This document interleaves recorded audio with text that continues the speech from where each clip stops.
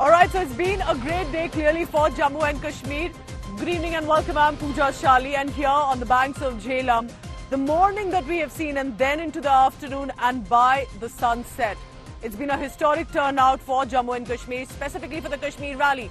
Let's then take a look. Immediately, let's go across to what the turnout data is coming in from J&K. 24 assembly constituencies out of 90. And importantly, remember, South Kashmir was the focus today.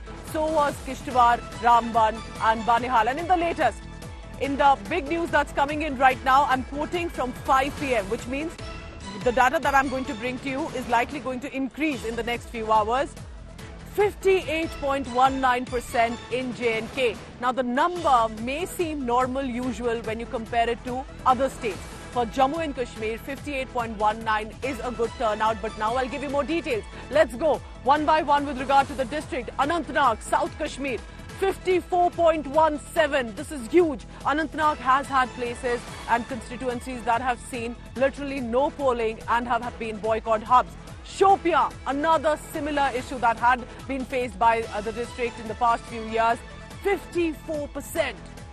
These, remember, are big numbers. These are people who have come out voluntarily, no threat of gun, and that they have decided to ensure no boycott as well. Let's go across to Jammu region. Doda, almost 70%. Kishtwar, 77.23%. Also in Kashmir, Pulwama 44%, Kulgam 60%. This is absolutely historic, and this is a reflection that whichever leader gets elected, but people of Jammu and Kashmir have decided to come forth with a decision. They have in mind that they want an elected government. Who will they elect will be very interesting to see. So that's the latest coming in. I'm joined by our reporters on the ground who've been tracking all the latest. Ashraf Wani was in South Kashmir, so was Mir Farid, my colleague, and also from Jammu, Sunil G. Bhatt is joining me. Ashraf, if you can hear me, I want to bring you in here. You've covered all these elections. You've seen all kinds of phases for Jammu and Kashmir, especially for South Kashmir. In some parts have been boycott hubs. What was your analysis and assessment through the day? The biggest change what I saw in these elections, as you earlier mentioned in the start of the bulletin, there was not any kind of pressure from any security agency, what was alleged earlier in the elections, that security forces are pushing people to vote. And there was not any kind of such allegation from anyone or anywhere in the South Kashmir where I visited today. I visited to the places which were known for the poll boycott, including Tral, Pampur, and and other two constituencies of the Pulwama district, and that is close to the Shopian district. But as compared to the previous elections, we have seen not only the good turnout in these elections after 10 years here in the Kashmir Valley, particularly as you mentioned in the South Kashmir, but also the young voters were visible on the voting centers, on the polling booths. That was something new, that the young generation of the Kashmir Valley is now believing that probably the situn pelting and hartals and the protests are not the method, but simple method is that believe in the democracy, choose your good candidate and push him forward to raise your issues and the concerns in the coming government here in the Jammu and Kashmir. Very interesting, Ashraf. You know, these are days that also reflect what people's call can do, that they have decided to come forth. And I can tell you, I was on the ground, that there was no force, there was no fear. People did come, volunteered, and they wanted to cast a vote on the ballot. That's also a message that has come in from the people to participate in this Festival of Democracy. Also joining me, Mir Farid. And I want to add in here, Kamaljeet Sandhu is also joining us from Jammu region. She was in Kishtwar whole day. Farid, you tell me. Where were you through the day? What was your understanding? And what do we take away from this day? Morning, afternoon, evening, 50%, 55% in areas where there have been places where there was no polling sometimes.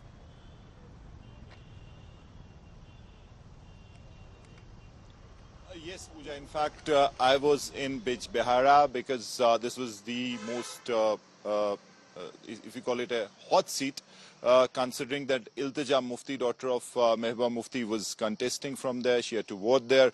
And Bijbehara, let me tell you, if you remember, last elections, 2014, even 2008, this was considered to be the epicenter of stone pelting, of separatism, and Jamaat-e-Islami as well. So to go to that booth, you had to literally pass through barrage of stone pelting if you had to reach that particular booth where Mehbooba Mufti votes. In fact, every election she goes there, and that's really her voting booth. You had to really take a risk and go through, and then only you will be able to reach. So that was the situation at that time. But today, it was absolutely peaceful, and in fact, neighbors of Mehbooba Mufti were waiting for her as she came in, and it was kind of a traditional Kashmiri welcome for her. So that was the kind of a situation, and similar scenes almost everywhere in South Kashmir, where serpentine lines were seen since early morning, 7 a.m. And right now also we're getting reports, and now some people are coming in to vote, where Election Commission has said that till the time people are inside the polling booth, the time can be extended. So that kind of a sentiment we saw, and it was very clearly, because this time the election officials don't want to close the doors. From what you're saying, they want to keep the doors open. If the voters want to come in, even if slightly late into the evening in Kashmir, in Jammu Kashmir, they'll be permitted, because you have to encourage people. They're coming to the booths, and that says a lot. Remember when we say about 55% in Anantnag, Shopia, as our reporters on the ground have been saying, these are big numbers when it comes to South Kashmir. So from the Jhelum River, the Vitasta River also as it is called, I now take you to Jammu region, where Sunilji Bhatt and also Kamaljit Sandhu is. Sunil, you tell me, you've been tracking these different locations. This is historic. When we talk about 78% Kishtwar, tell us more about Doda, 70%. What do you think is the reason so many people have turned up? Well, Pooja, these are the figures till 5 p.m. and the voter turnout figures are going to increase. So that data is being compiled. So it's a very good sign that is coming in from Jammu and Kashmir, that people are showing their faith in democratic process. Large number of people today came out to exercise their democratic right. Here in Jammu region, in every election, people show great enthusiasm. They come out in large numbers to exercise their democratic right. But what is surprising this time is the Kashmir Valley. Places which used to witness voter turnout in single digits are, a huge turnout is now being witnessed there. Places like Tral, where turnout was earlier in the on previous occasions was witnessed in single digits, this time whopping 40%, over 40% turnout has been recorded till 5 p.m. So it's a healthy sign. People of Jammu and Kashmir have shown faith in the democratic process. Whosoever wins these elections, but it's the democracy that has won. It's the people's faith in democratic process that has won. And this is a very good sign. People are showing their faith. People are showing enthusiasm about this democratic process. And these and perhaps also a realization, Sunil, isn't it, that people have realized that you need to have a local representative who can take your concerns ahead. There are a lot of issues that need to be taken to the assembly, and they wanted to move beyond the bureaucracy and perhaps take that step. And it's huge. Remember, people have had time to think about it, and that's the reason they've come to the polling booth. And like I say, this Jhelum, this Vitasta, has seen a lot of water flow under the bridge over the years, over the centuries, and perhaps Jammu Kashmir is at another threshold of that change. Kamaljit Sandhu, I come to you now. Jammu region, Kishtwar, Doda, Ramban, these are historic numbers. If it's 70% right now, I'm guessing it will only increase, possibly can hit 80-85%. What was your ground understanding of why such a big turnout?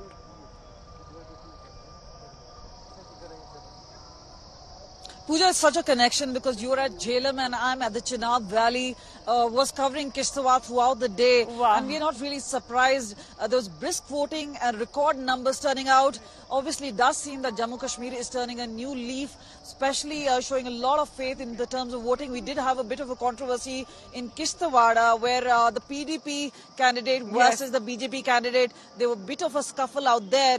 But obviously, things were settled down. I think this is obviously for the people people of Jammu and Kashmir. 58 is the percentage we were looking in Lok Sabha.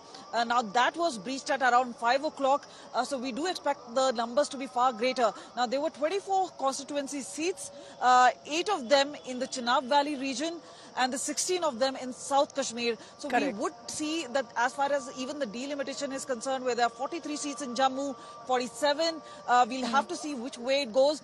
But it was not about the roti, kapda, makan. Yes. It was definitely about security. It was definitely about Article 370. It was definitely about a lot of other things, including employment, as far as the people are concerned. And that is why we saw a huge number of queues. And remember, at this point of time, where NC Congress are there, there's also the BJP, which is obviously looking to fight. This is going to be also a reassurance of sorts about the decision, the historic decision of abrogation of Article 370. So yes, people coming out and voting would definitely be a shot in the arm, not just for Election Commission, but also political parties who had been waiting in offing for the past decade or so. Friends, I request you to stay on, and just a word for the viewer. The team that you're looking at on your screens, each one of them, each one of us, have reported Jammu and Kashmir through phase-in, and India today clearly has the most experienced and possibly an incredible expertise that's coming to you, because each one of us have seen J&K and reported from conflict areas and telling you why this election is so significant. Friends, please stay on, because for the viewer, I want to bring you this report, possibly for the first time for the people of Jammu and Kashmir. There are just too many options. There are PDP, National Conference, Congress, the usual parties, BJP in Jammu, then BJP in Kashmir, then Apni Party, AIP, independent candidates, People's Conference, many more in case I've missed. That means people of J&K have a lot of discussion to do. There's been a lot of chatter in the air. It's an important election, not just Article 370 abrogation, not just union territory, important issues of the ground, of safety, security, and the future. Here's what happened through the day. Let's take a look. Voting in the first phase of the historic three-phase election in Jammu and Kashmir took place under stringent security measures on Wednesday. 24 assembly constituencies spread across 7 districts on both sides of Pir Panjal mountain range voted for the first time in 10 years. 219 candidates are in the fray. A record voter turnout was registered in phase 1 of polls. This is also the first assembly election in Jammu and Kashmir after the centre abrogated Article 370 of the Constitution in 2019. While Prime Minister Narendra Modi urged first-time voters to exercise their franchise and strengthen democracy, Leader of Opposition Rahul Gandhi called upon the voters to choose the India Opposition Alliance. और परिवारवाद को आगे बढ़ाने वाली पार्टियां आपको गुमराह करके मौज काटती रही। इन लोगों ने जम्मू कश्मीर में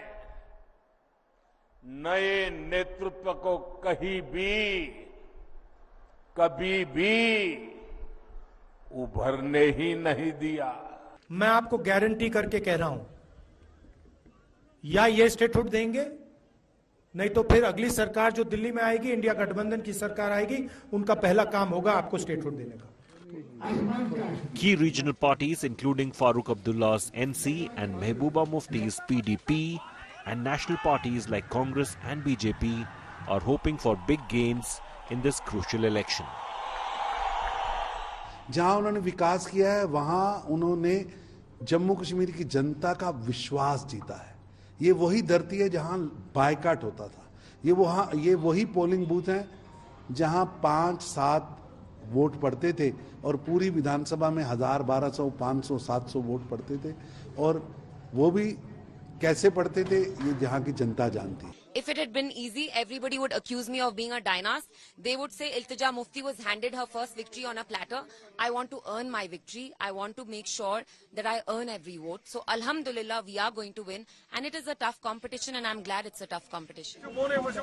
Former Jammu and Kashmir Chief Minister Omar Abdullah has warned voters against independent candidates trying to fragment votes and divide people. बाहर आए, अपने वोट का इस्तेमाल करें, अपने उम्मीदवार को चुनें और सोच समझ के अपने वोट का इस्तेमाल करें। इंजीनियर रशीद साहब अब जमात के साथ इलेक्शन मिल के लड़ रहे हैं। तो जाहिर सी बात है अगर इंजीनियर रशीद साहब के दरवाजे बीजेपी के लिए खुले हैं तो जमात के भी दरवाजे बीजेपी के लिए खुले हैं। ये अपने आप में एक चिंता है। A high turnout in the assembly polls coming soon after the Lok Sabha elections are a boost for democracy amid attempts by Pakistan-backed terrorists to foment trouble.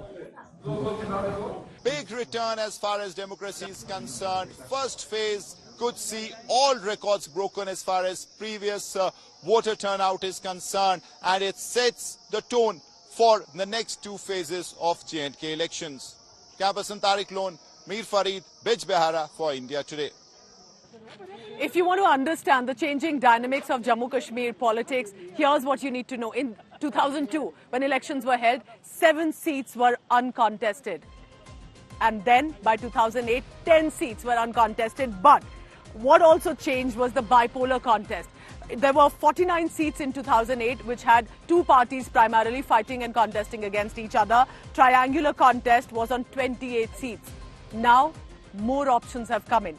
By 2014, there were 59 seats as a bipolar contest. Triangular contest was on 28 seats. No seat was just uncontested. There were some parties together to give an option to the people, and that has become multifold for people of J&K this time in 2024. On that note, as I stand here, I can tell you there's a hope, but it's just the beginning. A lot more needs to be done, and it will have to be the society and the government together.